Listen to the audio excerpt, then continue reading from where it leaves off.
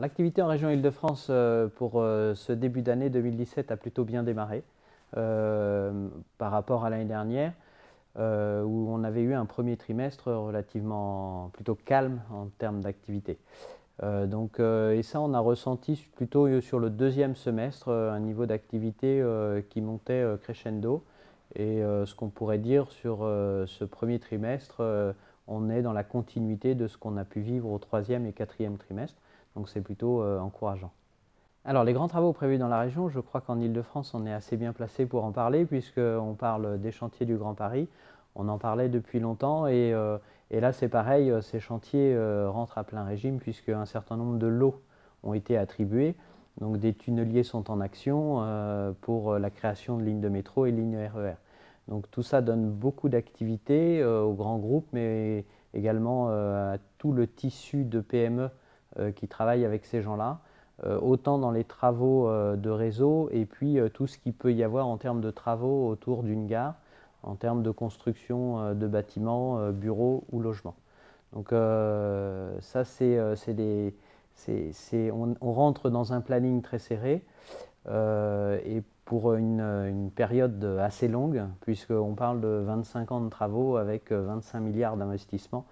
Sans compter qu'on a aussi le sujet des Jeux Olympiques dont on aura la réponse sur la fin de l'année, qui peuvent remettre une couche en termes d'activité.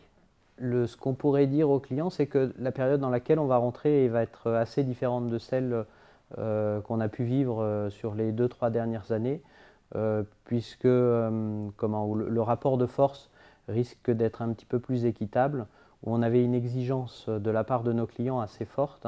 Et là, aujourd'hui, il se peut que sur certaines gammes de matériel, on ait des périodes où il manque des machines.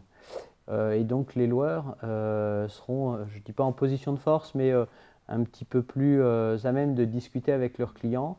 Et pour certains clients qui peuvent être des mauvais payeurs ou qui peuvent avoir un niveau d'exigence très fort en termes de prix, en termes de délai, en termes d'arrêt de location sous prétexte qu'il a plu ou sous prétexte que le personnel n'était pas sur chantier.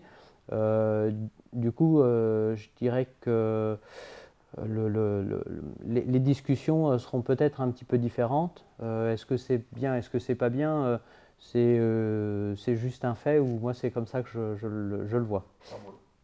Et le deuxième message qu'on pourrait passer à nos clients, c'est qu'à travers le 52e congrès de notre syndicat, de notre fédération, on aborde des sujets pour savoir se remettre en question sur la gestion de nos hommes, sur la gestion de nos parcs.